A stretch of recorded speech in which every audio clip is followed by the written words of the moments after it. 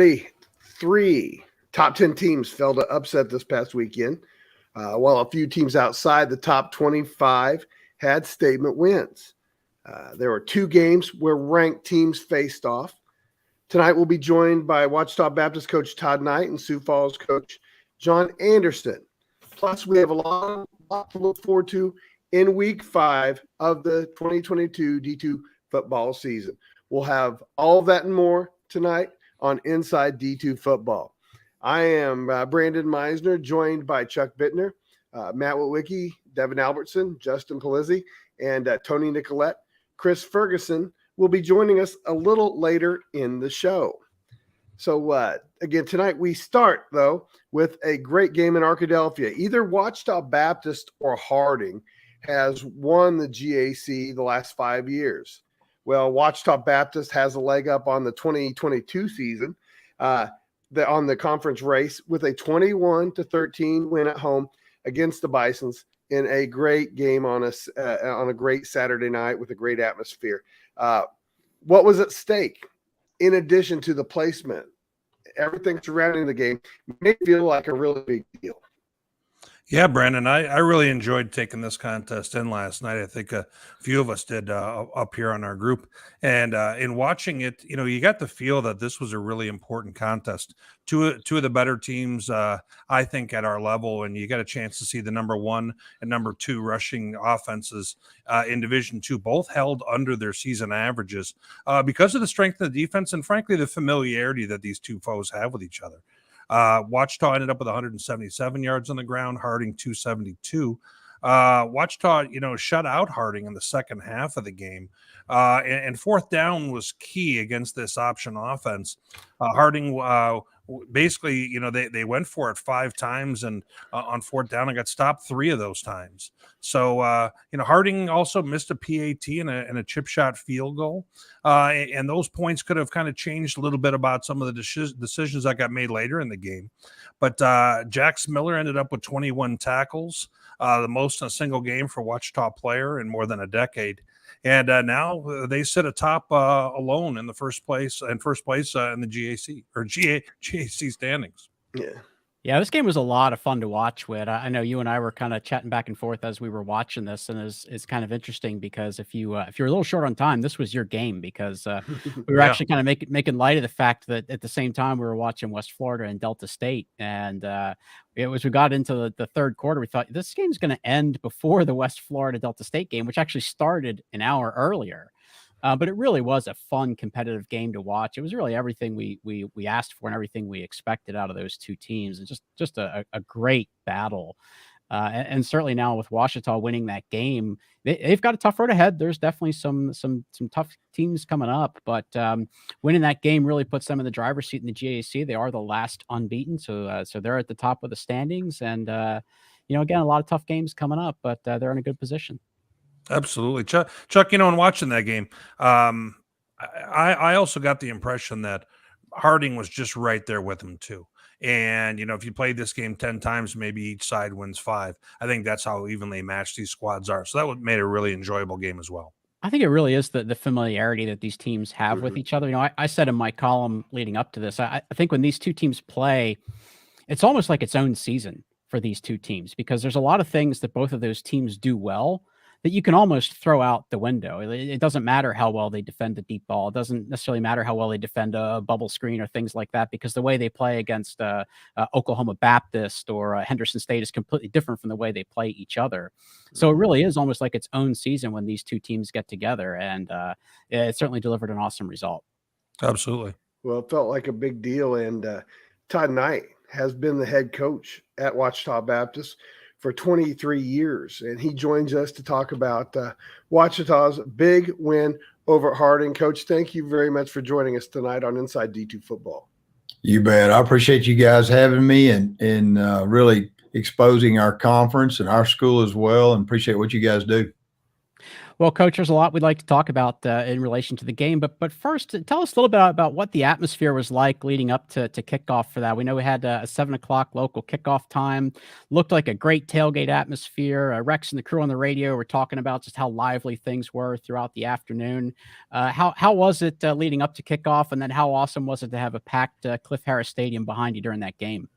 Well, Cliff Harris Stadium usually is packed, so we're pretty proud of that when we play. And anytime you play an in-state game, we're about 2 hours apart, and two teams that are really picked to be at the top of the league. It makes our league. It makes a huge difference. So, yeah, the crowd was great. Our students were great.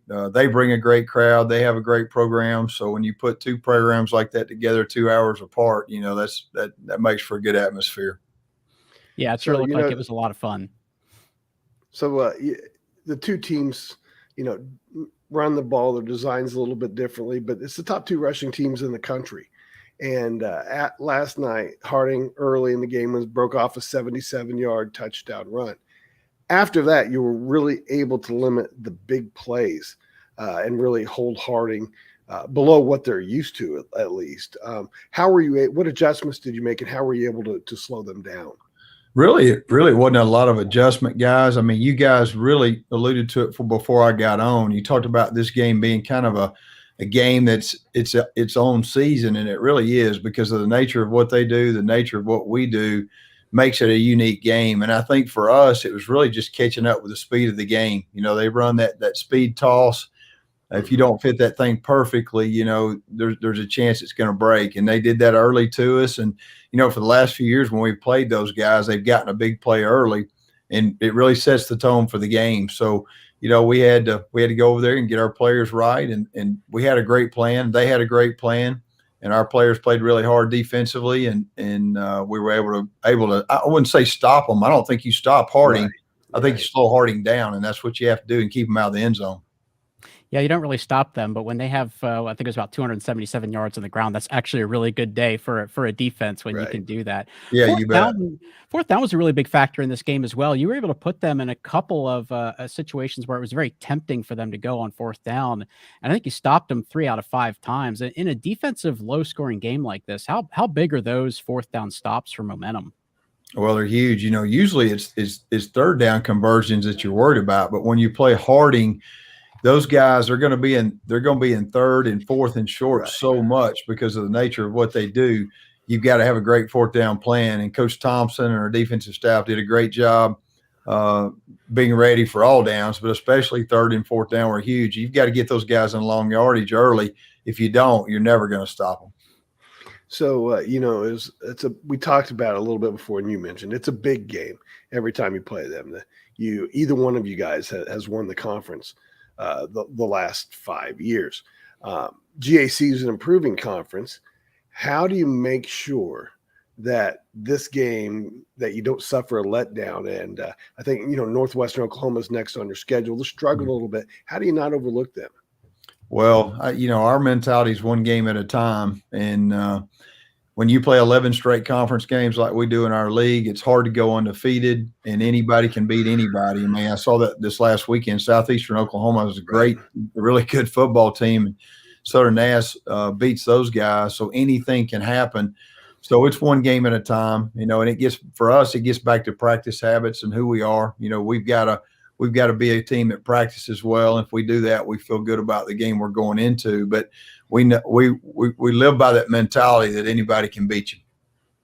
Yeah, it seems really important these days, Coach, because the depth of the GAC is it's been really impressive. And then I kind of wanted to ask you about something that Commissioner Pruitt said in the preseason. He said, I think we're really on a trajectory that we could have a national champion come out of this conference in the next few years.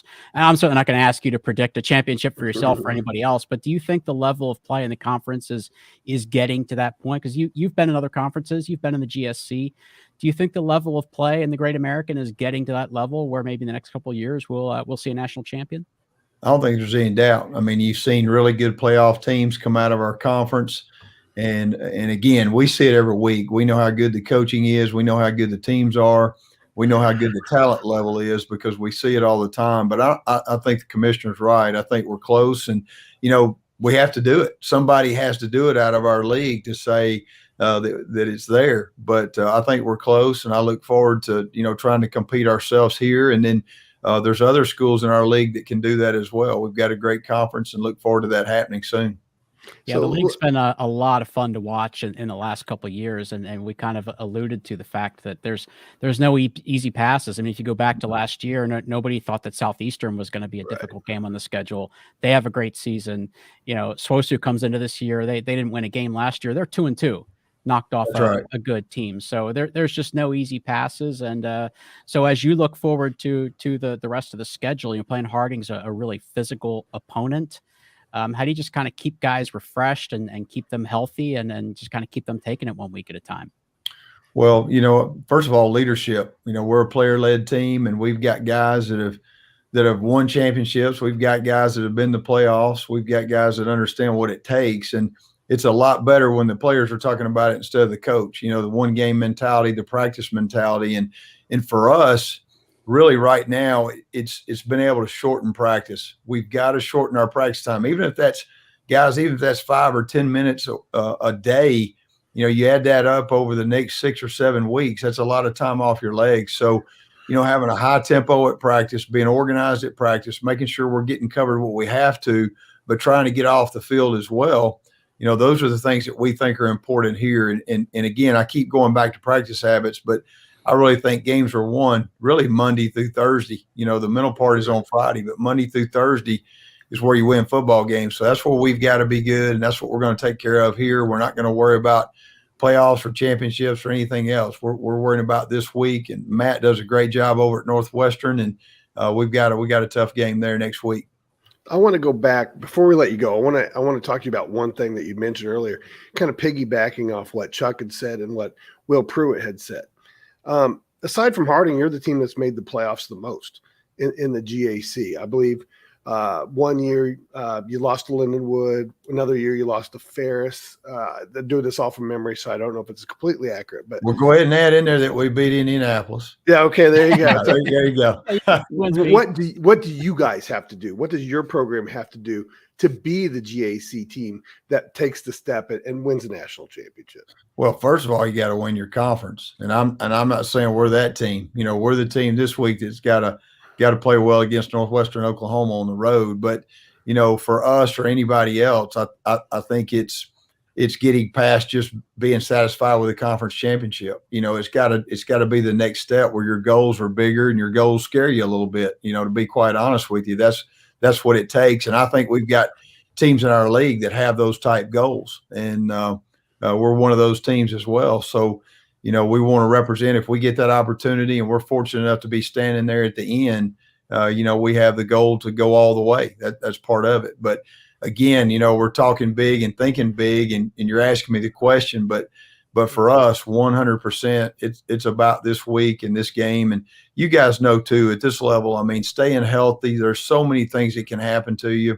And we've had some adversity here over the last 3 or 4 weeks.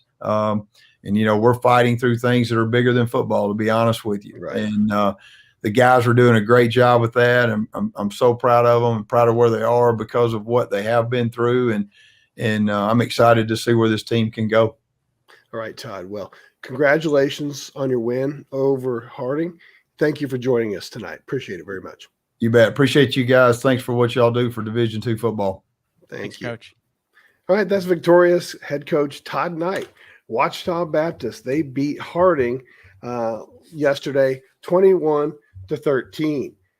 So Ouachita Baptist moved to 4-0 on the season, and another team moved to 4-0 on the season. One of them, quite a few actually.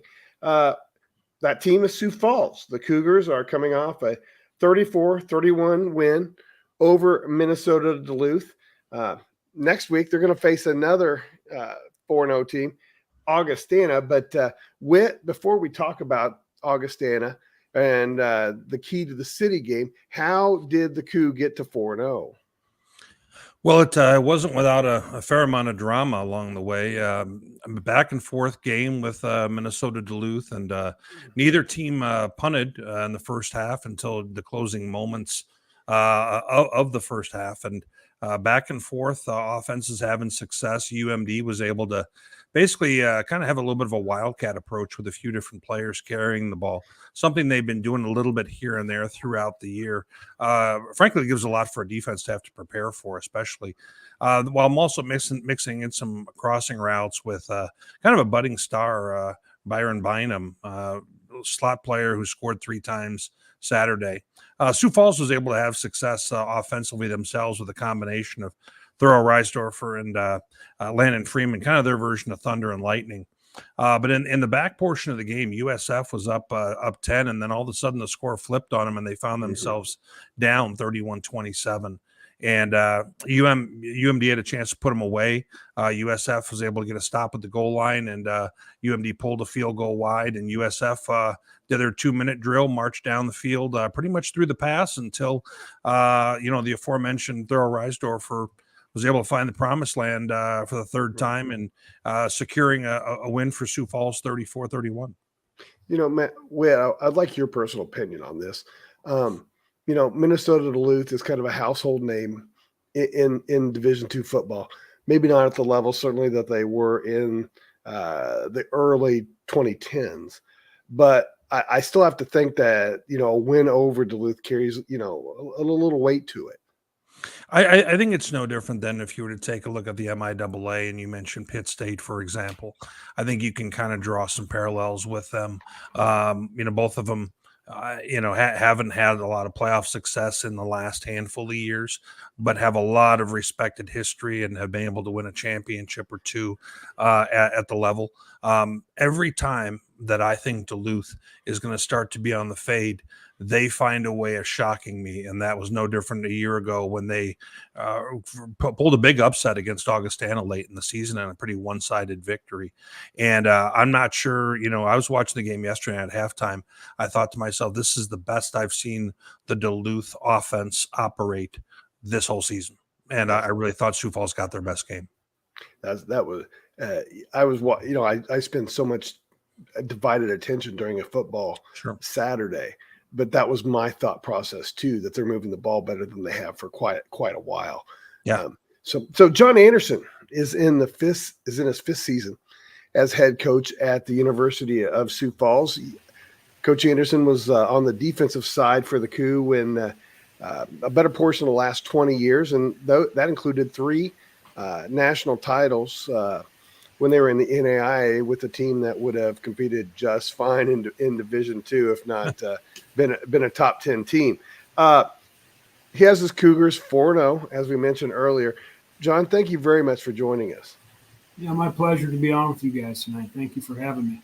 It's nice to have you here. So, first of all, congratulations on the big win. It's a homecoming weekend, big crowd, Minnesota Duluth coming to town.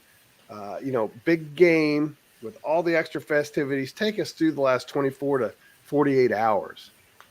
Well, you have all those things that go on with homecoming and all that type of stuff, but I've never been a part of a successful homecoming without a football game. So that was our part to do. And, we got Duluth coming to town.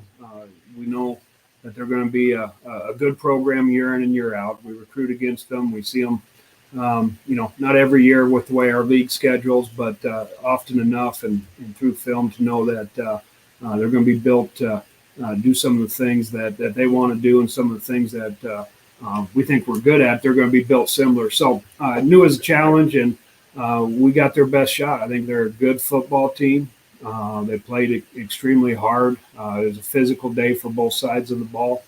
And, we played well. We made some mistakes, but when you play good teams, they have a hand in that. And I was really just proud of our guys for continuing to fight. We talk to them all the time. You're never out of it. You're never out of it. And they kept playing. And, I've said all along many times over, you got to be good, but you got to be lucky. And I think you create your own luck, and we had the ball at the end of the game and were able to finish it out. So just really happy with this group of guys and the way they played yesterday. Coach, let me ask, when you guys departed the NAIA world back in 2010, You came up just short against Carroll College, and their head coach, Mike Van Diest, at the time said, kind of as a parting gift, have fun with Duluth. And, Duluth at that time was winning a national title literally that same day, and in 2010. Now looking back at it with the transition that USF has made, from the NAI world, you've been a part of so much of that, whether it was the years in the NAI or even currently.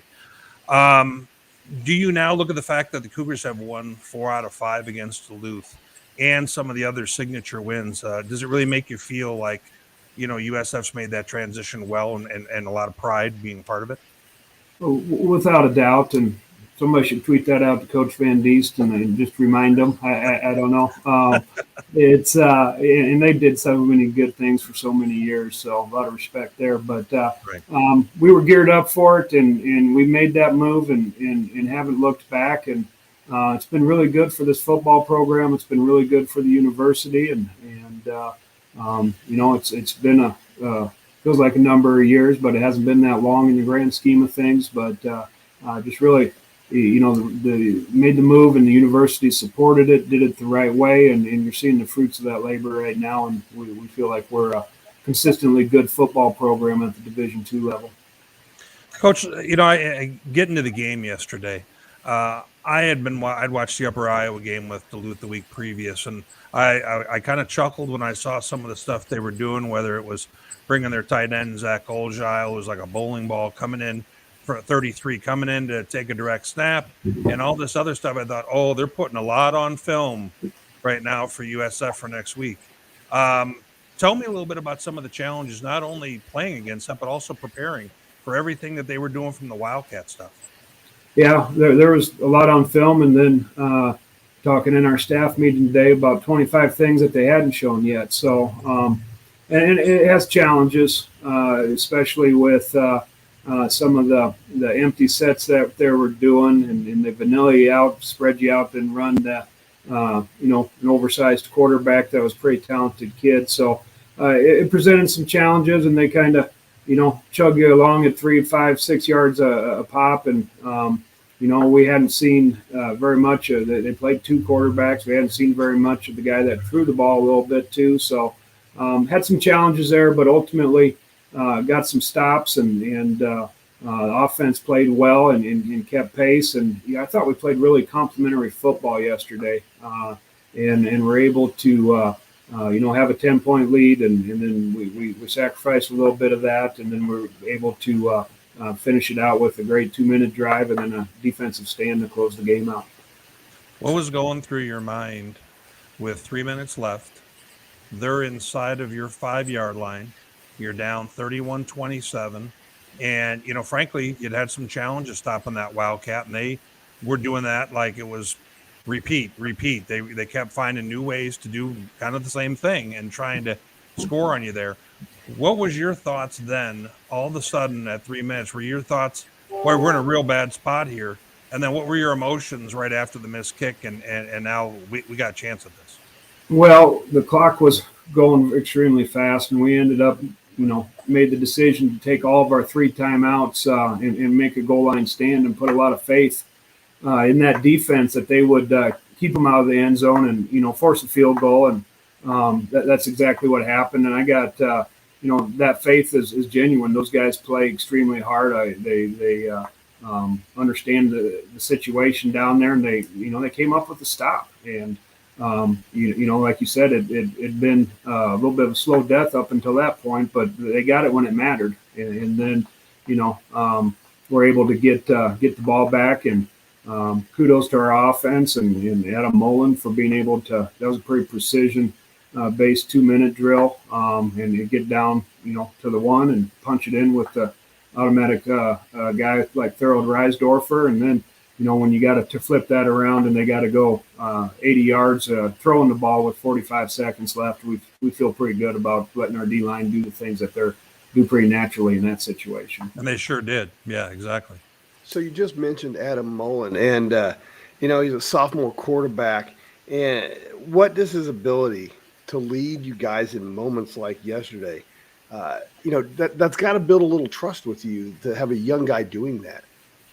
Yeah, and sophomore's misleading because of COVID and everything. I think he's set to graduate this spring, so he's been with us for a number of years. Obviously, not in the role that he's been the last 2 years, but that's Adam Mullen, and the drive before he had to go win the football game for us, he threw an interception. Let's not forget that, and to be able to shrug that off and know what was at stake in the moment, and that's Adam. He's here every minute of every day. He's never high. He's never low. He's just going to go out there and do the best that he can. And he kept his cool, kept the guys moving down the field, and was really pleased with what he did for us. So you faced some adversity yesterday. You hadn't faced a lot to this point in the season. I'm sure you've had a chance to review the video of the game. What did you learn about your team yesterday? Yeah, just what I said earlier. They're gonna continue to battle, and we talked all week long about not reacting but responding. Reaction is emotion based, and response is action. It's taking action on yourself. So I was really pleased, and that was timely message, and they understood, and they did just exactly that. And when you play good football teams, and I think Duluth is a good football team, you're going to have to do things that you got to do to win football games, and they did just that. And at times they're going to force you into mistakes too, and we got to limit the ones that are self-inflicted, and then just continue to play hard. And I thought our team did those things.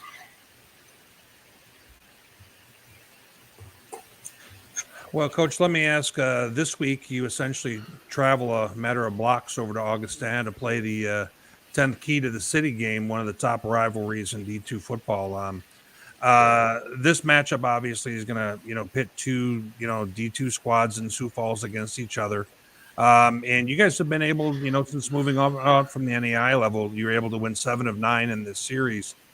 And you currently, you guys currently do have the key. Have you seen it at all recently, Coach? Yeah, I got it. It's right here, like you asked me to have it.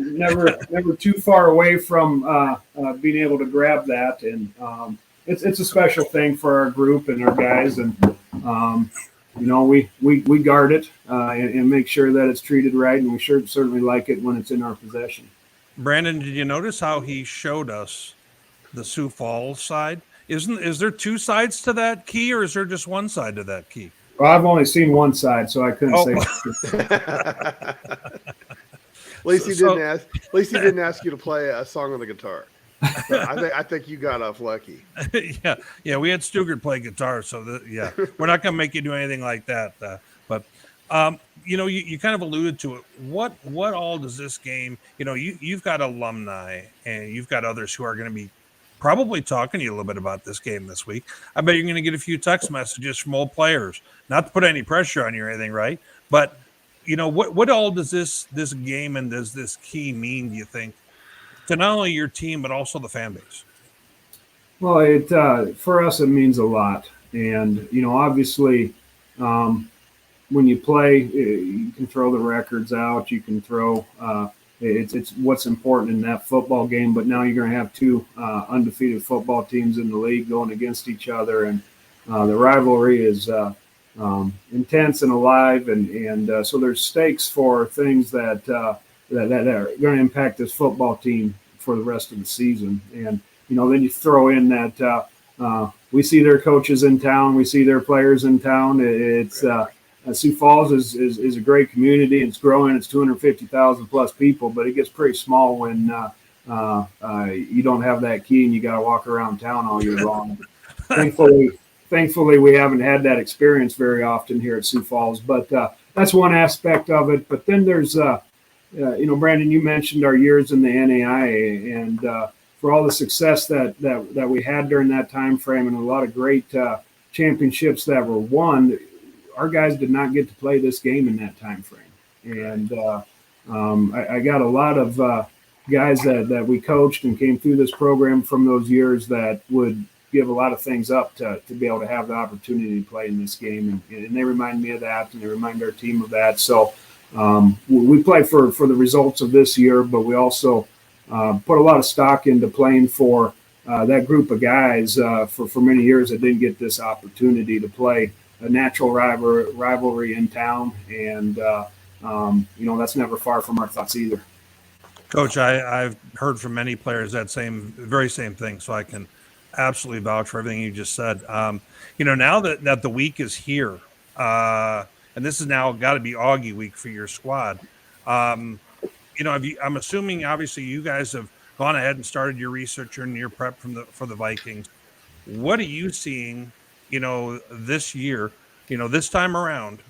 What does this Viking team look like to you? What do you guys need to kind of worry about with when you see this squad on video right now? Certainly. To me, what pops off is that they're still very, very strong defensively against the run, as they have been for a couple years now. They're doing things that are difficult to run against, and you got to be able to they clog up the middle extremely well and force you to get to the perimeter and then use their team speed to run that down. We've got a couple really good running backs on the other side of the football, coupled with just watching film. Their offensive line seems to have gotten bigger, and I didn't think that possible after last year. They're good up front. They're disciplined. They're well coached, and it's going to be the same challenge that it is every year when we play this game. It's going to be able to control the emotions of the beginning of the football game for guys that are super jacked up and excited. It's going to be getting locked in and making routine plays, and then every year that you see this game get played, there's guys that step up that make absolutely monster plays in big games. And the guys that do that, in my opinion, are the ones that go out there and just try to make routine plays and let the ones come to them. And we'll certainly be talking about that. But no doubt about it, year in, year out, they're a good football team. And I think we are too, and we look forward to playing them. Well, Coach, we greatly appreciate you making the time to visit with us tonight. It's the game I'm most forward to attend every year in the Northern Sun. So I will see you guys on over there on Saturday, and good luck the rest of the year. Hey, thank you guys for having me on. Great show. Look forward to being a part of it in the future if you'd allow me to be on. Thank you. Thank you, John. All right, it's John Anderson, head coach at the University of Sioux Falls, one of the nation's 4-0 teams. Let's move now to the Florida Panhandle, where West Florida scored twice in the last 7 minutes to force overtime, but a fumble in the second overtime proved costly. Delta State kicked a 23-yard field goal to upset number 6 West Florida on the road. Delta State, another 4-0 team. But overall, it's what you expect in the GSC, man. Sure. Kind of a test of endurance, too. I mean, it was a long game. Even if you throw out the overtime, it was a 4-hour football game on a humid night in Florida. That came up a couple of times. Obviously, both of these teams are accustomed to that. They know how to deal with it. But Right. It was a bit of a slog. And it's kind of funny because it was a good game, but it was not easy to watch. It was actually kind of boring. But it was a very competitive and very good football game. And last year when these two teams played, Delta State got out to a huge lead, and then West Florida came roaring back. That lead never got as big as it did last year, but Delta State never trailed in this football game. The game was tied for the long periods of the game, but West Florida never led in this football game. And it seemed like every time West Florida would find a way to counter or tie the game, get back into it, Delta State had an answer. And you're actually seeing one right there. West Florida had to work for a long time to get their first points on the board to tie that game. And then Delta State immediately returns a kickoff for a touchdown. So it was kind of one of those games where the losing team had a lot to kick themselves over. If you go look at the post-game comments and the post-game interviews, Coach Shinnick and the players, they were complimentary of Delta State as they should have been, but it was pretty obvious in their tone. They felt like they let one get away, and it's hard to disagree with that mindset. They made a lot of explosive plays, more than 600 yards of total offense, but they turned the ball over 4 times. And you don't beat good teams when you turn the ball over 4 times. So, and it was really unfortunate. Shamari Mason had a great day, 200 yards rushing, but in the bottom half of the second OT, or the top half of the second OT, he put the ball on the deck, and that was the difference in the game. I have it on good source from a West Florida Football Insider that last year they would post bulletin board material of our show and our former GSC columnist talking about the West Florida defense.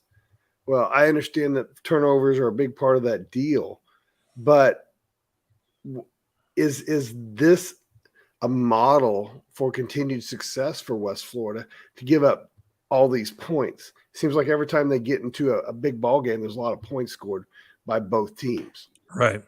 Yeah, it's hard. I think it's really hard to continue to have to rely on your offense week in and week out to have to score large amounts of points and be in shootouts. You think about it, if you score 40, 42 points, you should probably win a ball game, right? I mean, it should be not even in question.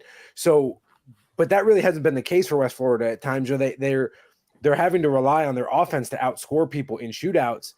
That coupled with the fact that you had 4 turnovers, and I think that's the big part, is the 4 turnovers, especially that one there in the second overtime was kind of the one that was the dagger. But if their defense is able to get some stops throughout the game, it becomes a completely different outcome. So, the defense, we've said it on this show, defense travels. And that's the one thing that if you can figure it out on defense to get stops and create turnovers, odds are you're going to be pretty successful.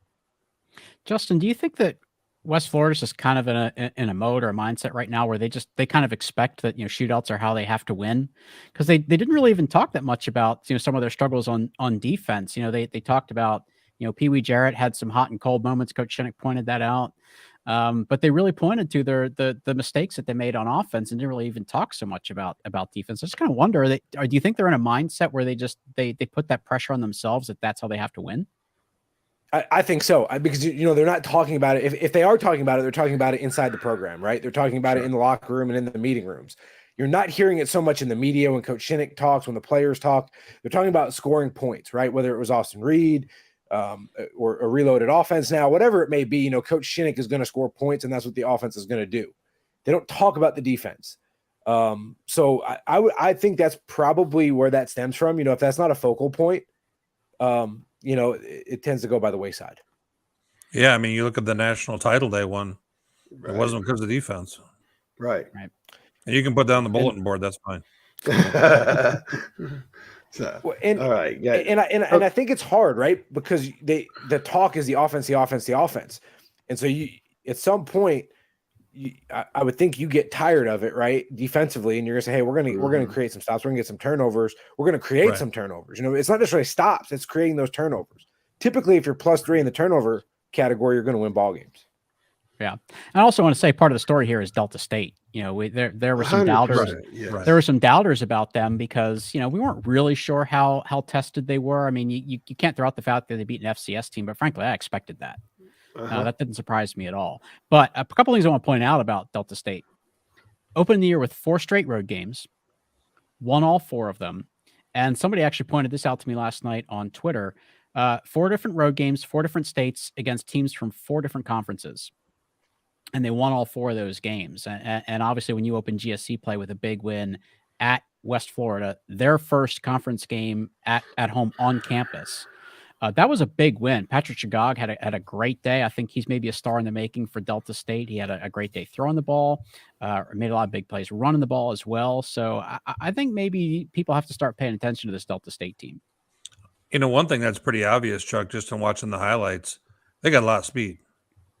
Yeah. That guy, the kickoff return was quicker than a hiccup. But to run away from West Florida players is pretty impressive. That was what I took from it. Not even knowing who they are. I mean, that was what I took from it. I was like, wow, I agree with your observation there, Whit. So, all right. So, and can I hit on one more thing real quick too, guys? Yeah. So, and this is kind of off of the football side of things, but they played at a baseball stadium there in town, West Florida did, and they've since moved on campus. They've done a great job with that facility. I saw they had a video board set up. They brought, bleachers in and so it looked phenomenal. It looked like it was a great crowd there. So that's really exciting to see West Florida moving onto campus and playing football on campus now. I'm glad you mentioned that. I thought the vibe looked really, really good just watching on video. They had a lot of people there. There was, almost some carnival type stuff going on, food trucks. It looked like a great atmosphere. And as we start to transition some other stuff, I want to throw out a similar shout out. Limestone had their first on campus football game yesterday, smaller scale, but it looked like a very similar type of vibe there too. And anybody who reads my columns, I know it's a small audience, but anybody who's read my columns over the last 12 years, how important it is to me that football is played on campus. So I'm really happy. Well, it'll pay off. It's a different vibe, certainly. Yep.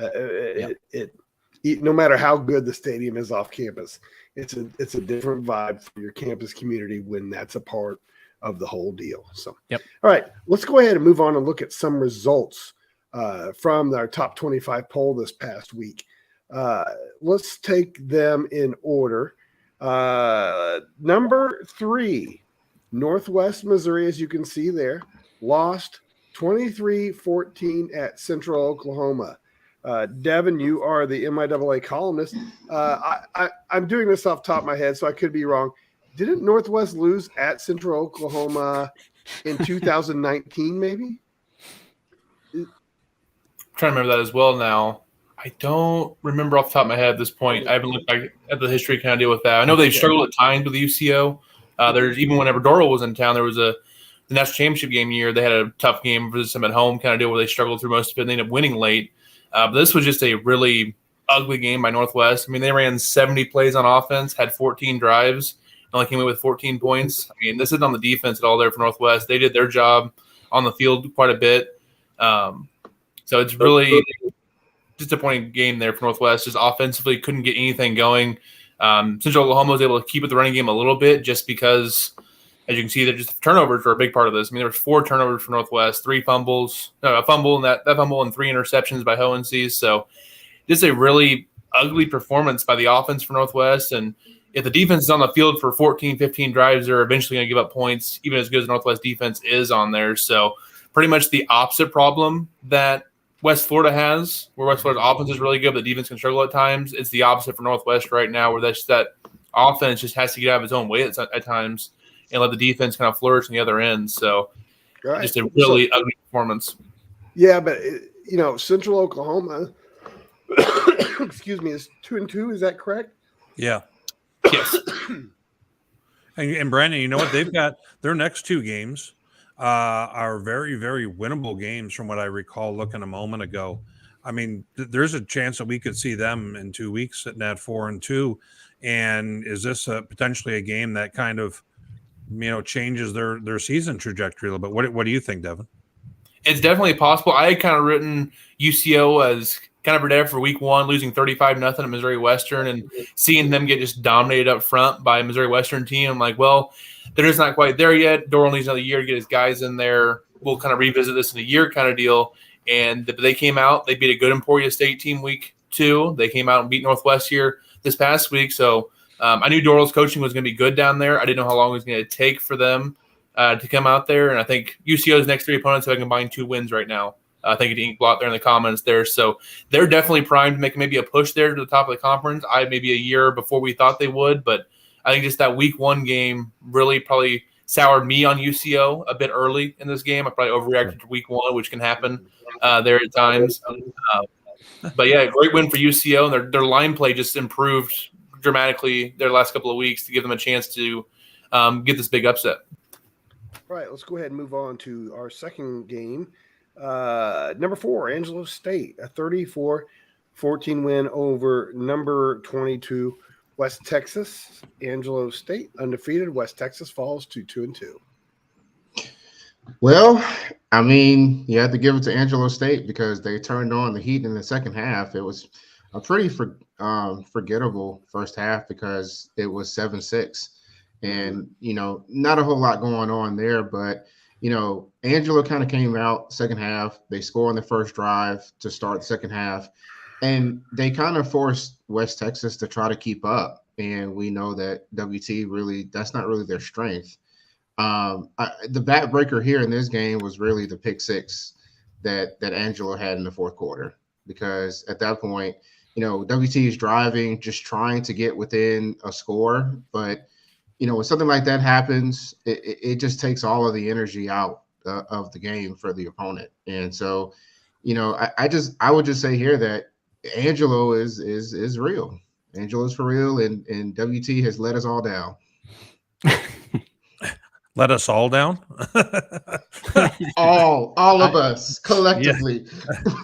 I've had him in the top 25 since the start of the year, and so yeah, they've let me down a little bit. Thank you, Chuck. Yeah. Thank you. Yeah, you know what I found, Ferg, is even with Alfred Greer's out with an injury, he's been gone the last 2 weeks, and for them to still be able to, they had good balance in this game between run and pass. I mean, they were able to throw the ball for 280 yards and almost had 500 as a team. And for them to come on like this against a strong opponent in the second half, I think reaffirms why we have them in the top 5 like we do. I really do. Yeah, I would say the difference between last year and this year is last year they were very reliant on the run game. And I think this year you kind of see Zach Bronkhorst, the quarterback, continue to develop in that position and actually be kind of a more consistent threat to pass the ball. Right. And really give the running, Omayebu an opportunity to, try to carve up some yards here. And so, West Texas, and they weren't that far behind in terms of yardage. They just made more mistakes. And that's what really gets you when you're playing a really good team. Well, West Texas seemed to have a history, at least under Hughes, of playing good for a half, and then the other team makes good adjustments and comes back to win. So it's something that'll have to be addressed in Canyon. Obviously, a program with a lot of potential. Now, a program that has realized its potential is Shepherd. They win 42-35 yesterday over Kutztown. A tremendous football game, Chuck, one that I got to see you several times on the live stream. Oh man, did I have fun at this game? But it was great. What a great game, great day. It's just one of those. About once or twice a year, I get to go to a game where, like, I just figure if I could package this up some way and just help use this to explain to people why I spend so much time doing this D2 football stuff. That was one of those games. Just such a fun day. Two teams playing as hard as they can. And I think if you look at the end result, it's probably almost exactly what a lot of people expected, but the route that it took there was very interesting. Shepherd had 0 offensive points in the first half. The Kutztown defense really shut them down. Tyson Bajan was almost a non-factor. They had no running game to speak of whatsoever. And Shepherd might have really been in big trouble if not for a special teams touchdown and a defensive touchdown in the first half. But all credit to them. If there's one thing that Shepherd does really, really well, and there's actually a lot of things that they do really well, they're very patient. They execute their game plan, and they're so good at halftime adjustments. Our Ernie McCook and his staff came out in the second half, and it was a completely different football game. I put their stats in my column, but their 5 second half drives all went more than 65 yards. Wow. So they really turned it around. Bajan ends up finishing the day with 450 some passing yards, bunch of touchdowns. And at the very end, it comes down to, them scoring late in the game and then making a big stop. So just a phenomenal back and forth football game, big crowd, great weather. Just one of those days that I'm really, really grateful to be able to do this stuff. All right. So another game of importance yesterday, at least to ranked teams. Valdosta State struggled a little bit with Shorter. A 34-30 win, though, for the Blazers on the road at Shorter. Yeah, watching this game, Brandon, Shorter gets up 17-3 at halftime. And, what would probably be a kind of a bit shocking to the average viewer there, assuming a one-sided game. And, Shorter controlled the action. They had the ball 37 minutes in this game.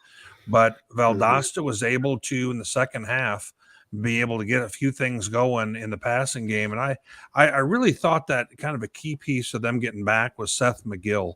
A running back they haven't used as much this year. Jamar Tompkins has gotten a little bit more of the carries.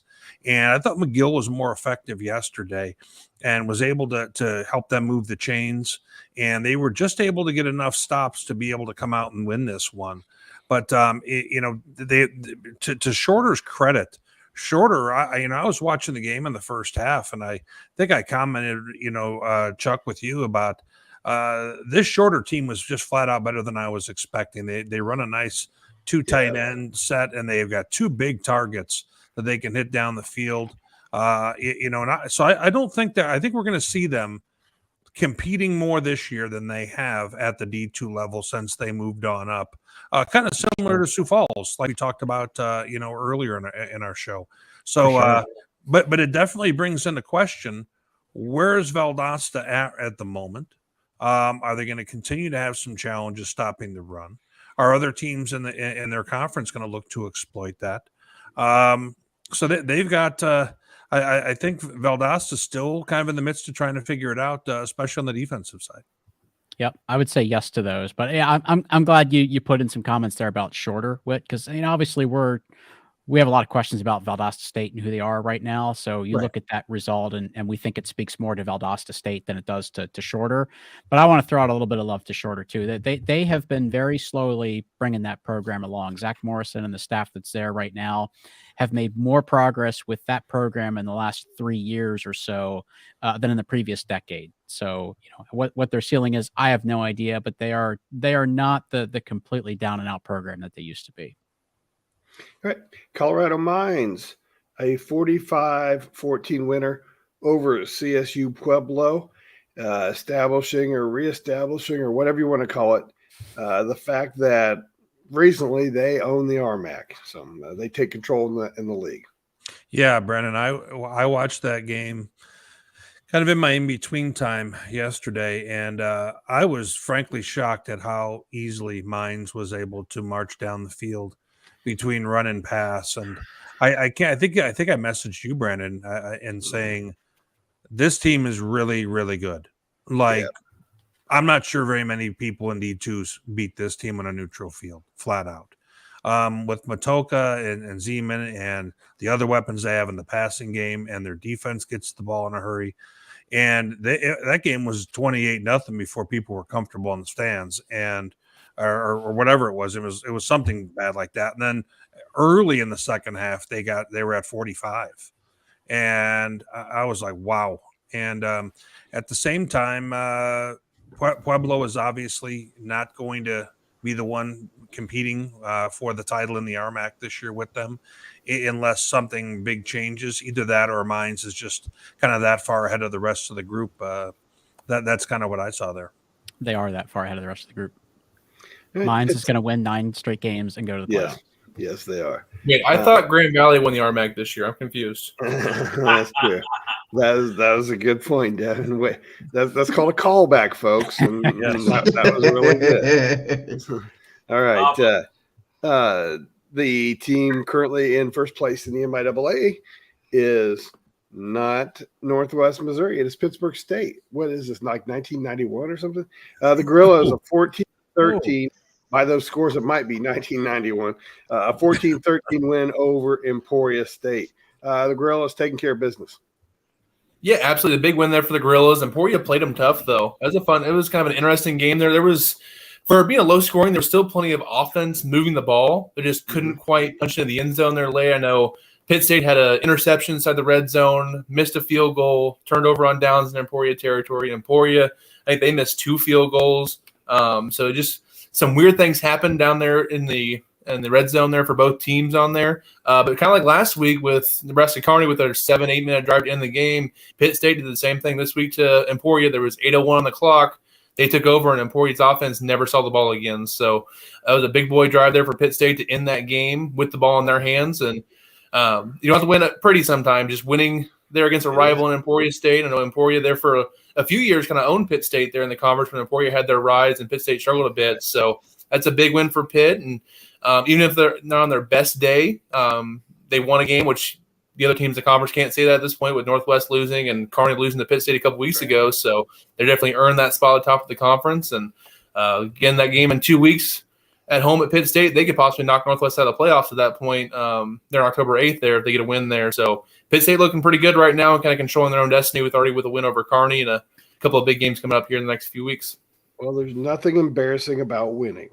And that is what Virginia Union did. They avoided the upset. come from behind win 31-28 over Fayetteville State.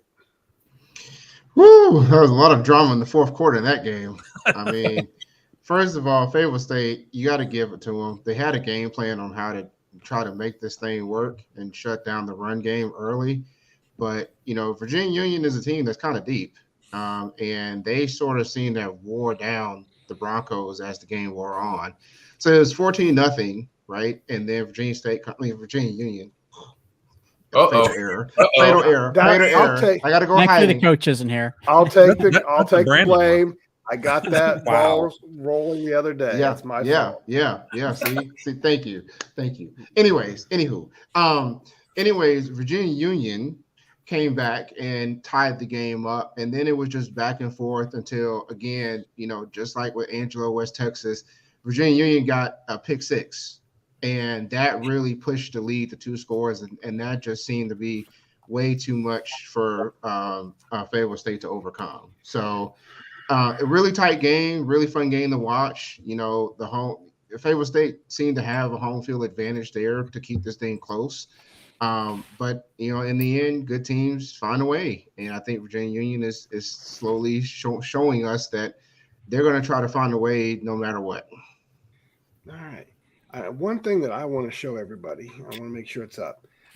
This is a unique situation in Division II. The MIAA is the only Division II conference that has replay in conference games. Yeah, This was announced shortly before the season, right? That they were gonna do this, and is it each coach can challenge once per game? Yes, that is correct. They're the only ones that did it. So let me. I'm going to go ahead and pause this video and let you see what happened. The quarterback got his helmet knocked off. The starter did, and so a backup had to come in and play. Ran that play, got way down there to the 5. You see, they only need a field goal to win the game, and it looked like they would win the game. The call was initially ruled down by contact. Missouri Southern wisely threw the challenge flag, and as you can see here from the replay on the MIAA network, the ball was clearly in motion before the quarterback had made contact. So, in any other season, pending a made field goal from extremely short distance, that would have been a win for Fort Hays, but instead the Lions get the victory, and I just thought that was worth noting. It's a system that is – the MIAA doesn't want to hog this. They want everybody to use this. That's encouraging. System, what's that? That's encouraging. Yeah, it's a system that has a low financial barrier to entry if you're already doing streaming and stuff like that. And they even got the NCAA to allow the on-field official to make the call off of an iPad or some device rather than have to require another official be in the press box like a replay official. Well, they already do this in basketball, Brandon.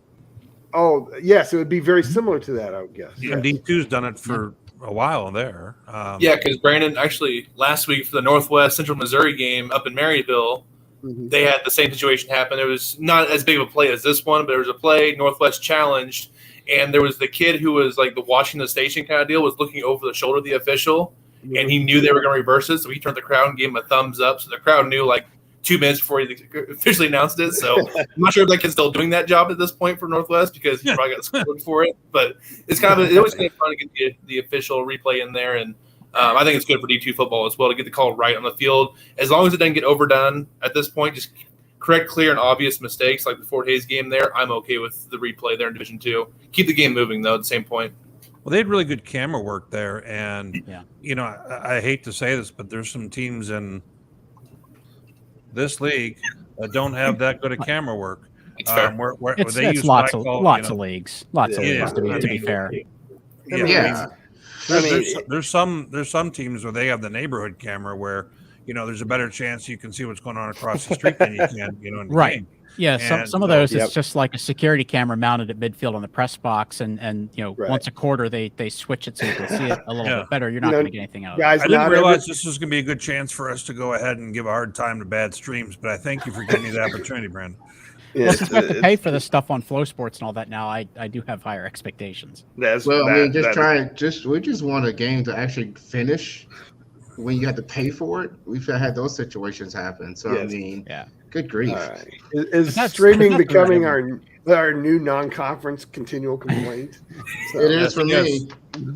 Brandon, right, how'd guys. you like the audio of the Valdosta shorter game? Yeah. So, So Uh, I think that was a great one, Brandon. And I have a couple of, while you transition to the next thing, I have a couple shout outs that I want to make to kind of close out week 4, and I'll actually defer a couple of them because some of the other guys might want to do a few. William Jewell snapped a 27 game losing streak with a win over the weekend. Congrats to them.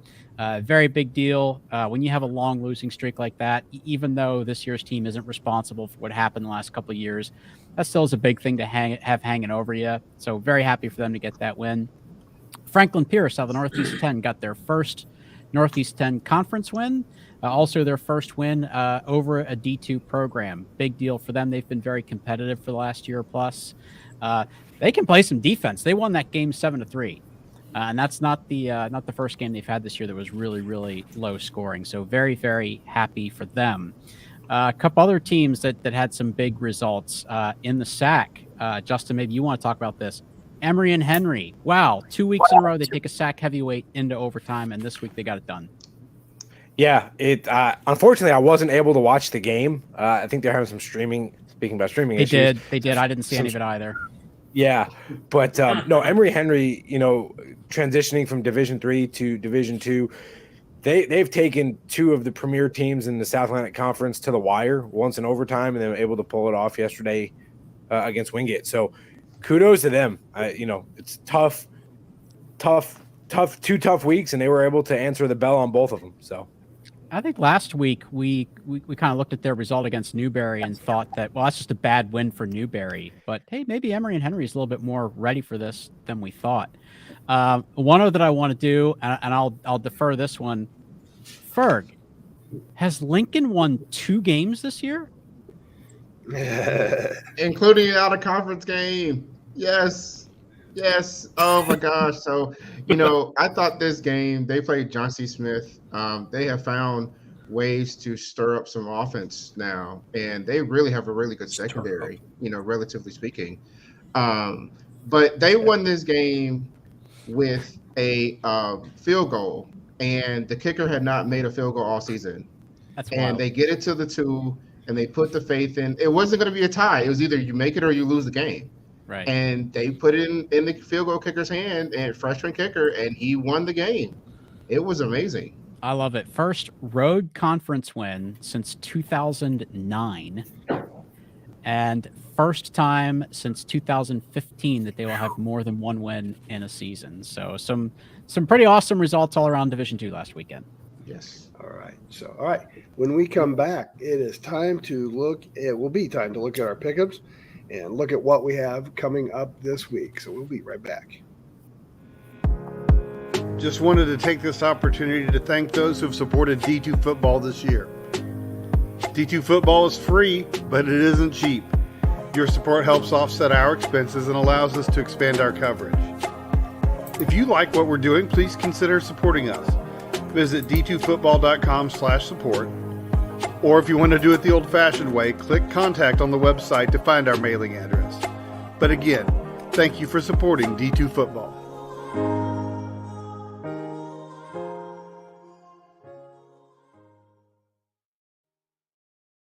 Well, for the first time that I can ever remember, there were 3 people that picked that finished 5-0. And now I'm lucky enough to have been one of them. So let me bring this up. But I know that one individual who is 5-0 2 weeks in a row will really want to talk about this. So I went 5-0. Chuck went 5-0, and then Whit went 5-0. Looky here. Did you have the hat today? Oh, you know what? I missed. Oh, you know what? Give me 2 seconds. Leave the graphic on. I'll be back. Wow, we have all kinds of props this week. We have the key. We've got Whit's hat. We got guitars. Anybody else have something they want to bring in? So, okay, I was hoping it was out of reach, but all right. Yes, yeah. Unfortunately, yeah, you see that it's not Chuck. So Never too far away, Chuck. Ouachita, Indianapolis, Sioux Falls, Shepherd, and New Haven all won overall as a staff. That's a pretty good record. So I am thinking that we probably picked games that were too easy to pick, because that's a dang good record overall. So, well, Brandon, you're right. You know, and in helping, select the games this week, I thought there was a real risk I might not lose another game rest of the year. So I figured that we had to, up things a little bit, because the Bear was just pounded on you guys. But anyway, didn't the Bears win today too? You know what? I'll be honest with you. I didn't even get for that because I've been busy doing other stuff. Okay. I saw the Chiefs were in a dogfight. Devin, what happened there? Yeah, they stunk today is what happened. That was brutal. I hated that game. Noon games stink. Let's go. They don't play any noon games anymore. They didn't show up. Yeah, well,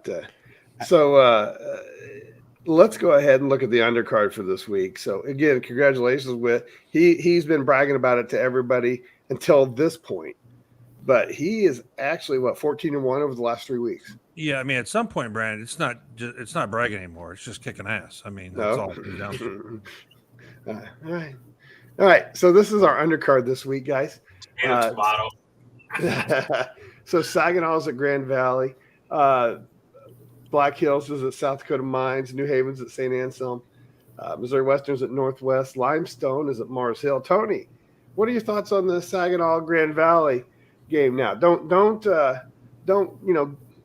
give away the milk or whatever the saying is. You've got a column coming up. But what are some quick thoughts on that game? Hey, hopefully people will still show up and read the column too. But no, this is going to be an interesting game from the standpoint that obviously it's a rivalry game in and of itself, Battle of the Valleys. That's certainly got all its own trappings that come with it as it is. But for both teams to come in 4-0, certainly makes things a little bit more interesting.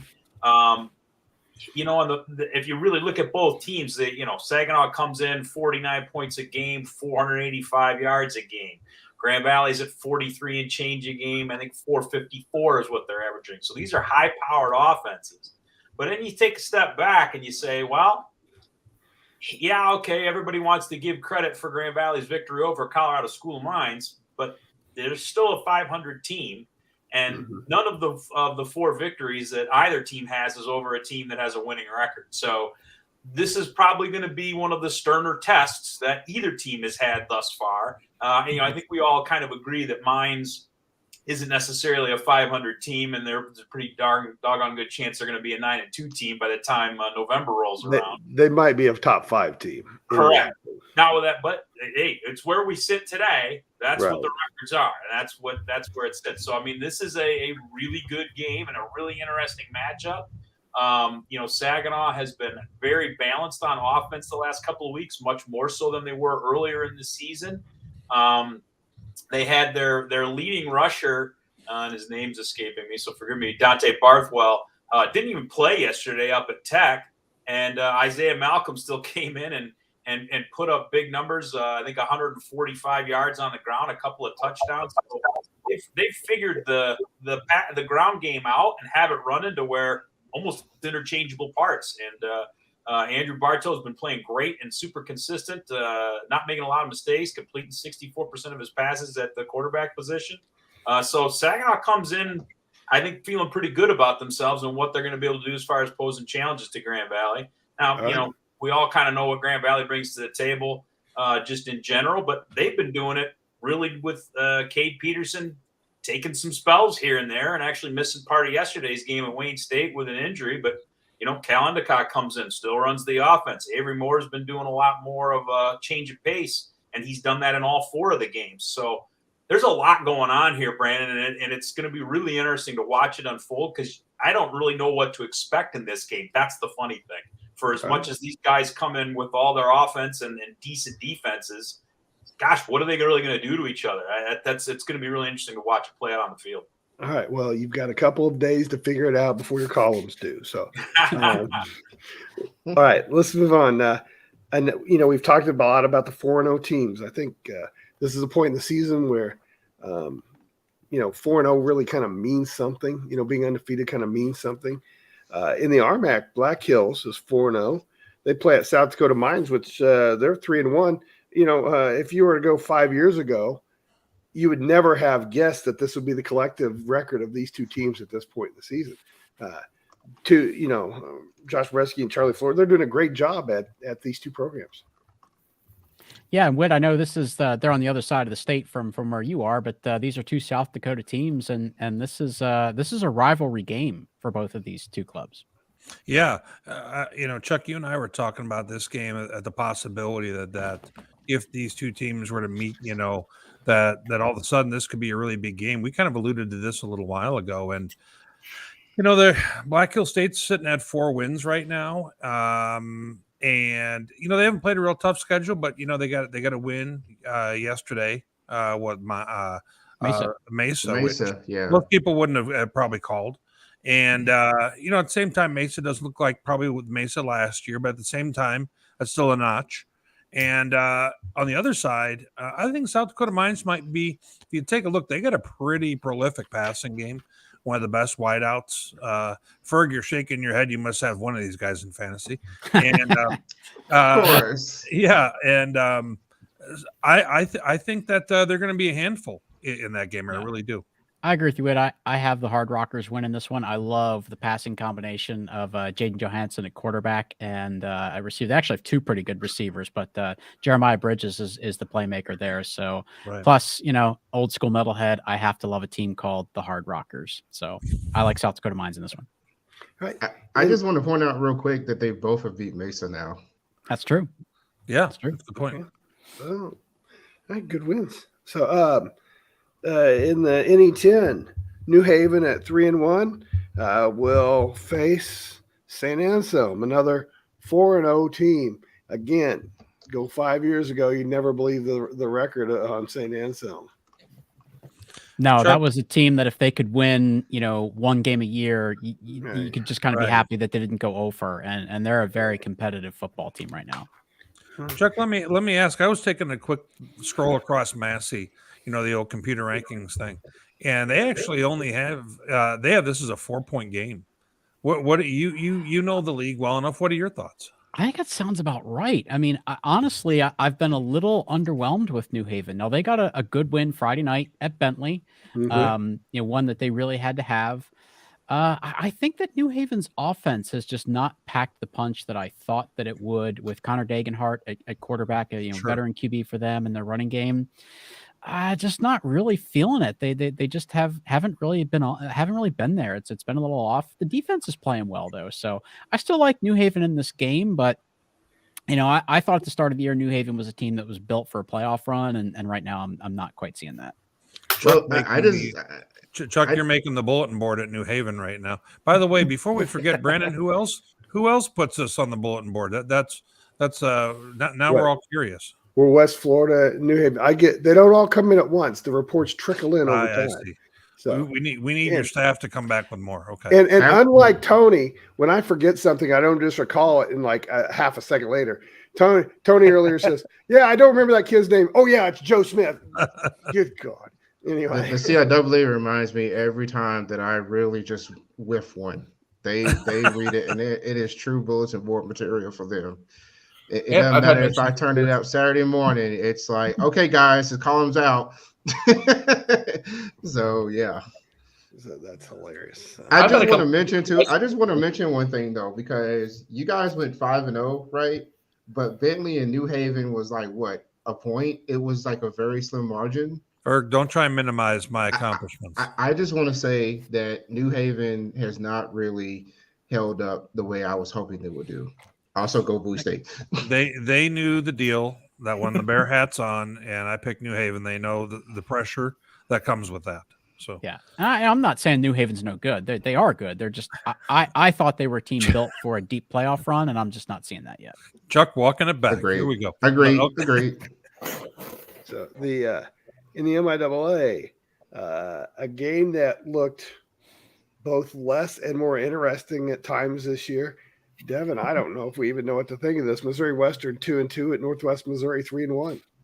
Well, Washburn beat Missouri Western last week, so it's the first game I've got right from Missouri Western all year through 4 weeks with them. So I have no feel on what the Griffins are going to be week in and week out with them. And Northwest, they got to fix the offense. It's a big rivalry game, so things can be weird in this one. Northwest has had Western's number over the last few years, but I don't feel confident in this one. I'm going to try to get to Maryville to watch this game in person Saturday. I don't think I have a high school game to cover this weekend for the first time in a while. So it should be interesting to see how these teams kind of face off with it. I don't have a real good beat on it. I think Northwest, their defensive line, should be able to limit Western's running game and kind of make DeJones get at Western, throw the ball over the air to beat them. I'm not sure if he can do it kind of deal for it. So maybe there's some bulletin board material going forward. I know Western's been in my mentions a couple times this year. I picked against them the first 2 weeks. But, I mean, you're also playing a Northwest team that's coming off a loss, and they're going to be pretty angry about it, I think. In a rival coming down, I think they'll be up in this game. All right, let me interject there because I'm curious about this. What is everybody's general thought about motivation? I generally believe that college kids are motivated every week, but does everybody else find what Devin said to be true, or am I just old and grumpy? I mean, it could be both, but two things can be true at the same time. I would just say that, sometimes when you play, sometimes teams have a tendency to play down to the competition, and they have to reestablish themselves as we're better than this. And so that's the motivation that I think you see some programs have. Yeah, and I think maybe not motivation. Maybe it was a wake-up call for Northwest last week. Maybe that's a better term for it because they are college kids. So maybe you go through the motions. Oh, UCO, they got beat by Missouri Western real bad, and they're really not that good, and they come out there and they beat them kind of deal. That might just be a wake-up call the Northwest kind of needed there for that. And maybe Missouri Western got that as well when they lost last couple of weeks here as well. So it's kind of interesting to kind of see how these teams kind of work themselves out through that. But they are, as you said, college kids. You see something with high school kid teams as well where teams overlook teams. They might get snake bit one week, and the next week they come out and just play better because they're more refocused kind of deal with that. So maybe it's a wake-up call more than just motivation kind of deal. Yeah, fair enough. And I think you're 100% right. Sometimes you slip up, right? Like you take for granted that you've won or that you've won, you're doing well, and you make a mistake and you overlook it. What's scary is what happens after that. Do they lock back in and then do they go on a run, or does it come back and does it get them 2 or 3 more times throughout the course of the season? Good teams take that loss or that slip up, and then they turn it into something and make a run. Yeah, do they rise up or do they crumple? So it's one of the two on there. So, Coach Justin, let me ask you a question about that.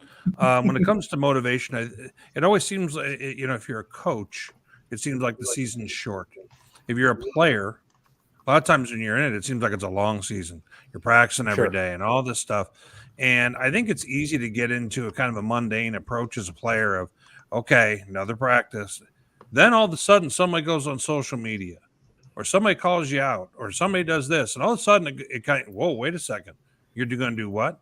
And it kind of lights a flame under you a little bit. What are your thoughts? You think sometimes because that season feels long for the players, that's why you see those kind of moments be kind of flash moments that people pay attention to? I think so. I think sometimes it's the monotony of a season. It's the monotony of, you've sustained success for a long period of time. Maybe you think you're better than your opponent. You just overlook them, whatever it might be. But then when they get that motivation, whatever it may be, internal, external within the program, and it flips the switch, it becomes on. And I can liken it to this. Our football team, we lost our first game last year against a team. We're 4A, they were 1A. We lost. We went on. We lost the first game. We went on, and we won the conference, third round of the playoffs. I don't know that we get to that point had we not lost the first game of the season, because that was our wake-up call. That was your, oh, crap, what just happened? This wasn't supposed to happen. We're better. You're better than them when you walk off the bus.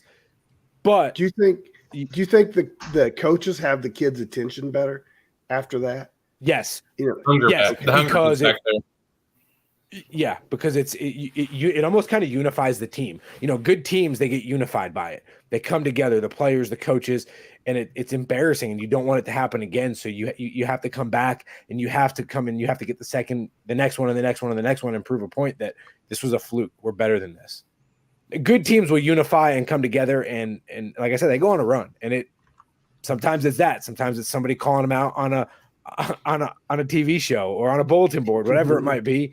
Whatever that motivation is, and you don't know what it is, it flips the switch, and good teams will flip.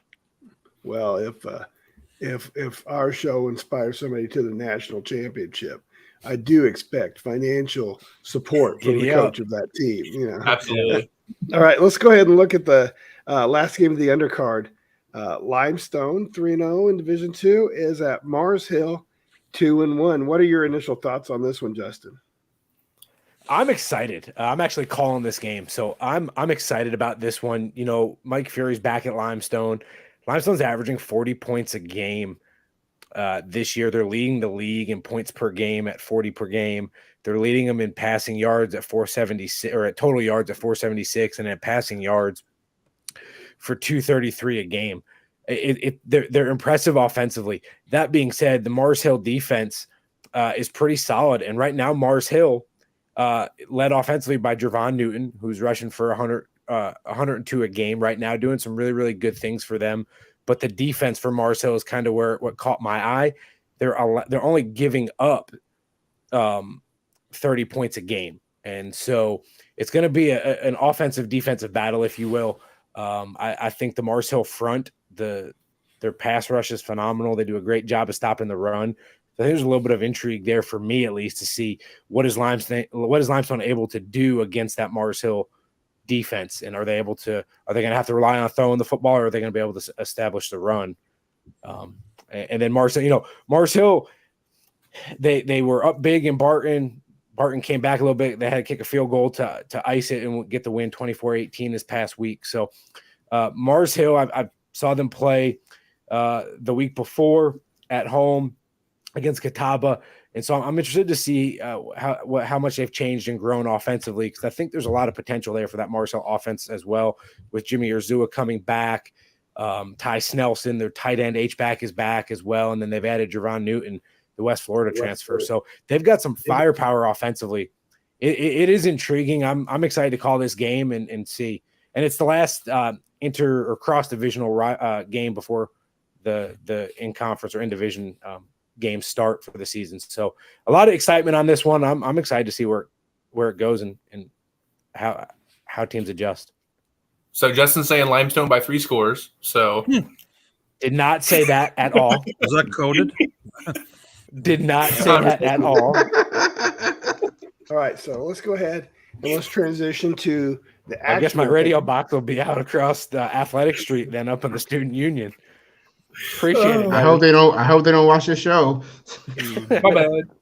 All right, these are our pick'em games this week. Valdosta State is 3-1 at Delta State. Slippery Rock 4-0 at IUP. Benedict is at Fort Valley. Emporia State is at Washburn, and Sioux Falls is at Augustana. Let's take them in order. Let's talk about Valdosta State at Delta State, and we'll go in order again. I'll start at the bottom. Whit, you can pick first on this one. This one has me a bit. I've kind of gone back and forth a little bit. Seeing the speed of Delta State in the highlights doesn't make me feel any better about what I'm going to do here. I think this is the wake-up call for the Blazers. And I'm going to make sure Tremaine Jackson and staff know the importance of me picking them and my undefeated streak in recent weeks. So there's a lot of weight on their shoulders here. So I'm going to take Valdosta to get it right and assert themselves a little bit here in the Gulf South. Are you picking for your message board life, Whit? Yeah, back in the day, that's what we used to say. Exactly right. Exactly. All right, K. Ferg. Delta State. Delta. Okay. Justin. Trouble in Titletown. Delta State at home, baby. All right. Ooh, there's a lot of bulletin board material going up right now. Devin Albertson. So I picked against Delta last week. It did not go well. I'll take Delta State this week. I think Valdosta has a little too many issues right now to win a game like this versus a good Delta team. Okay. Chuck. I'm not giving up on Valdosta State just yet, but I don't think that they win this game. I think it'll be close, but I think Delta State at home. And I have had somebody in my ear all year long telling me how good Delta State was going to be this year. They were going to be at least the surprise team in the Gulf South. I will pick Delta State as well. All right, let's go to Slippery Rock and IUP in spite of my typo. Apologies. Having said that, we talked about rivalries. Two of the best rivalries in the country are in this week's Pick'em. And another great rivalry, at least for us old folks, was the Grand Valley Saginaw game. I know it's not Grand Valley Ferris, but back in the early 2000s when the website first started, the Grand Valley Saginaw rivalry was pretty intense. Oh, by the way, Tony, you got us a selection. Do you have a selection for us, Valdosta Delta? Again, I'm enjoying my non-counted picks. So, yes, I'm going to stick with Delta State in this one as well. All right. Awesome. Again, let's go back to Slippery Rock at IUP. And Chris Ferguson selects first. Rock. Going with Rock. Justin. The Rock. Come on. Devin. I'll go with the home team. I'll go IUP. All right. Chuck. I'm going to go with IUP in this one as well. Okay. I threw a lot of shade on Slippery Rock to begin the year, and I'm embarrassed about it to this point. I'm going to pick Slippery Rock. They have exceeded my expectations. I'm pretty impressed with what they've done so far. All right. Whit. Brandon, I totally agree with that assessment, especially your embarrassment. But I have a bad feeling this is where I go wrong on my perfect streak. I'm taking the Rock. Rock, no pressure. I'm just saying, though. All right. All right. In the SIAC, Benedict at Fort Valley, 2-4-0 teams.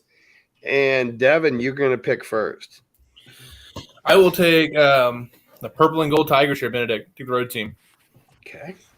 Chuck. You know, I was really confused about Benedict's selection as number 2 in their division in the SIAC preseason.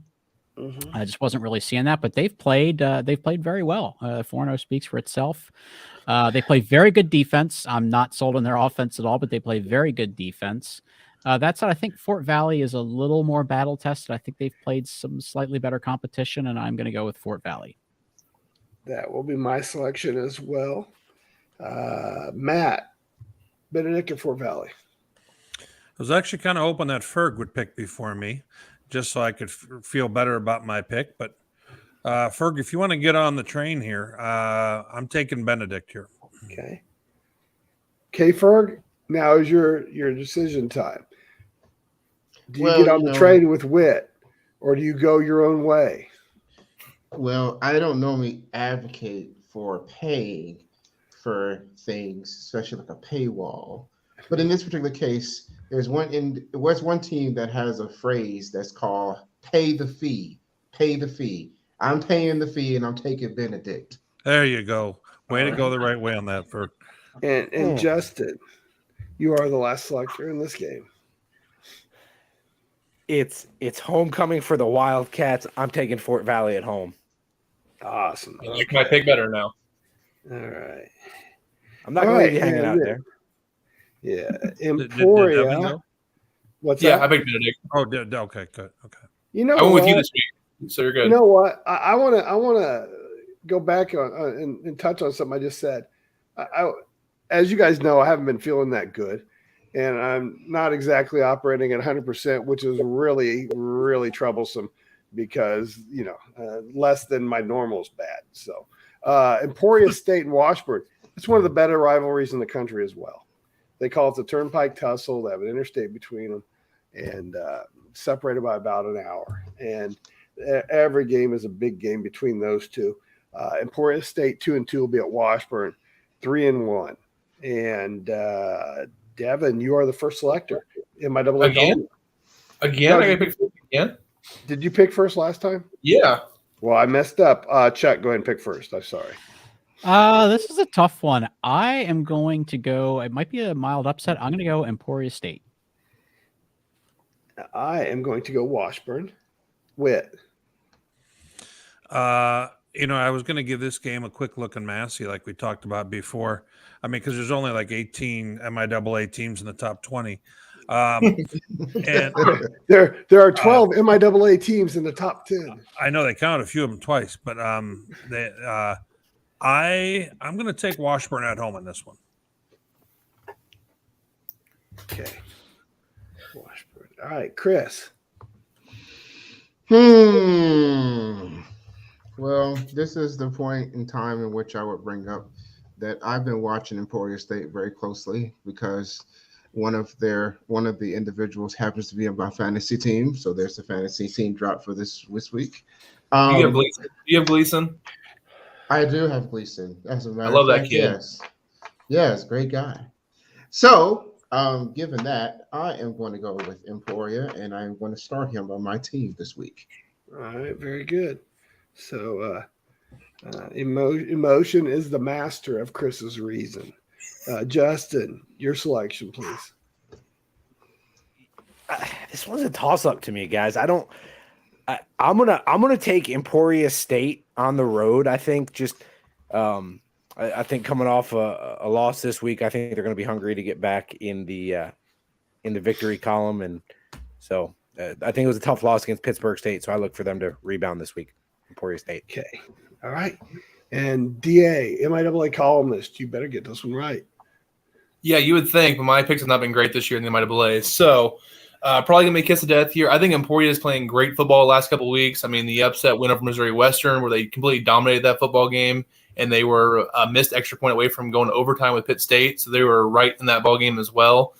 But I'm going with the home team here in Washburn. I like what they're doing this year. The one loss to Nebraska Kearney. This is a different type of Emporia State team. They're not going to be able to run the ball the way the Lopers did. So I think Washburn matches up really well with them. But this is a rivalry game, and weird things happen in the Turnpike Tussle. So it should be a fun game. But I'm going to stick with Washburn by the slimmest of margins. All right, very good. I had written down Emporia thinking you were going to head that direction. So, all right, and I will be the first to pick on Sioux Falls at Augustana. Wait, you're going to get to pick last on this one. Yeah. Don't give away the answers till the end. I get it. This is again a third big rivalry game this week, and I am going to pick the home team. Augustana beats Sioux Falls. All right, Chris Ferguson. Oh gosh, I can't show my face in Sioux Falls. I don't see how Whit's ever going to show his face, even though he lives there. Yeah, this is real interesting. I'm going to go with Augie in this one. I'm sorry, John. Who'd you go with, Augie, Chris? I went with Augie, yeah. All right. Hey, and by the way, just for every Grand Valley person blasting me right now, asking me why Sac isn't on the pick'em. It's because we would all freaking pick Grand Valley. We try to pick games that could have 50-50. So haven't we already plowed that field like 5 times? No, apparently not. People weren't paying attention. We better do it 6 or 7. We might as well do it next week too, just for fun. Exactly right. So we aren't picking against private jet money, okay? Sorry. All right. So Justin, you're next. All right. So Sioux Falls is the Cougars. I coach the Cougars. Sioux Falls. All right. Emotions. Devin. I don't have a good feel in this game. I will take Augie at home. Just the tiebreaker there. It's a close game, though. Chuck. I'm a little worried about Augie's offense. They're down to their number 2 quarterback right now. He played well 2 weeks ago at Moorhead. Last week had a really, really tough outing against Northern State. They managed to get the win, but really, really tough going for him. I think USF wins this game. I just think Augustana's offense is really going to struggle. All right, and then Matt, you get to pick last. It's funny, last year, this same game, Augustana was ranked 14th in the country. They were 4-0 coming in. And I thought they might win by 2 scores. So I picked Augustana at that time. Sioux Falls won. And now we're sitting here with both teams undefeated, I believe, for the first time ever in this matchup. And I've kind of gone back and forth on this. Chuck, you just mentioned, the quarterback situation. And the Montana guy that we talked about earlier in the year, Casey Bauman, is actually was apparently might be ready to go and was out there in gear and all that last Saturday. So, I'm not real sure exactly where that situation goes, like you mentioned, but Augustana has not won a Key to the City game in their own yard. They've won twice at Sioux Falls. It seems to me like this is a game that puts a ton of pressure on Augustana, especially when they're ranked and frankly, of course, can be ranked higher. They're going to be ranked in the top 10 after our next ranking with some of the changes that have happened. I'm going to take Sioux Falls to go win their 8th Key to the City. All right, very good. All right. Well, there you have it. Sioux Falls. All right, let me pull that down. All right, guys, before we take some questions, just wanted to remind you to like, subscribe. I haven't asked you to do that for a while. I hate the YouTube accounts that ask you to do that every 3 minutes, so we're not going to do that. Remember to follow us on social media. A lot of the columnists on our website are right here, and a lot of them are not. And we're always trying to do better, and we'll work hard to improve everything we do, and want to make sure you're checking that out. And we'll also got scores on Saturdays and Fridays and Thursdays. And if you are interested in scores from other conferences and other teams, which I'm sure you are if you're watching this this broadcast, please be sure to check out our scoreboard on those pages. I'm going to go ahead and pick out some comments, maybe some chat or some comments or questions that we had. I just thought this was funny. The only reason I'm bringing this up because Bradley says, thank the show for teaching him how to pronounce Ouachita. The only reason I bring it up is because it was funny because when we were watching the broadcast, that was some of the school's marketing was just about pronunciation of their team. So that they have a little promo video where they run through how it's pronounced, and they'll give you some of the really awkward mispronunciations that they hear too. I enjoyed all the school pronunciation talk in the comments. Just reading it during the interviews and stuff like Bowie State and all the other company that are hard to pronounce. You don't know until you know kind of deal. Yeah. It's tough, because we deal with them all the time and make the mistakes because you're not used to pronouncing something a certain way. It's different than what you're used to. Virginia State, stuff like that. Yeah. So, Justin, Chuck, does the SAC have a conference championship game now? Yes. Okay. They do. November 12th. First year for that. It will. Yeah. It will be at the Piedmont Winners Field. Okay. November 12th. Okay. Very good. Here's a question. How good is Concord? Seems like they have an easy path to winning the MEC, seeing as how they don't have to play Notre Dame. Well, that certainly is a big factor. I noticed that in looking at their schedule as well. Easy path. I don't know. Look, certain conferences certainly do not have the reputation of others, but I'm a firm believer that in conference, almost every game is difficult. There's no easy path to a conference championship. The familiarity makes it very difficult. Yeah. That said, they're in a really good spot right now. Interesting thing about Concord, their head coach, Dave Walker, one of the most successful high school coaches in West Virginia history. He has more rings than he has fingers. And also a really interesting thing, he was Tyson Bagent's high school head coach. So interesting trivia fact there. Chuck, were you at all surprised that they beat Frostburg this last weekend? I was surprised that game was at Concord. So they had that going for them. But yes, I was surprised. There was a factor in that Frostburg had to go to a backup quarterback. Their starter got hurt the week before at Charleston with a lower leg injury, did not play. So that was a factor in that game. But Concord actually had a 2-score lead late in the fourth quarter, and Frostburg really had to rally actually scored a touchdown on the last play of the game. The PAT would have tied it. 2-point conversion would have won it. They lined up to go for 2 and the win. They get a false start, so they pivoted and kicked the PAT. Bad snap on the PAT. They try the fumble drill to try to get the ball in the end zone. It doesn't work. So Concord wins the game by a point. So pretty dramatic ending. Long answer to your question, Whit. Yes, I was surprised, but a great win for them. I was too. Right. And then again, I love it when people hold us accountable. So speaking of Virginia Union, why does Ferg still have a beard? Because if he shaves that beard, we would have to list on YouTube that this show is made for kids, because he would look like a 12-year-old hosting the show.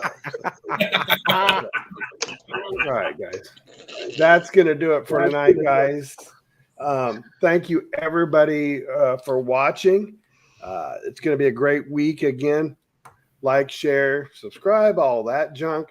Visit us at the website for our columnists, scores, et cetera, et cetera. It's great to have you here. Thank you very much for watching. Have a great week.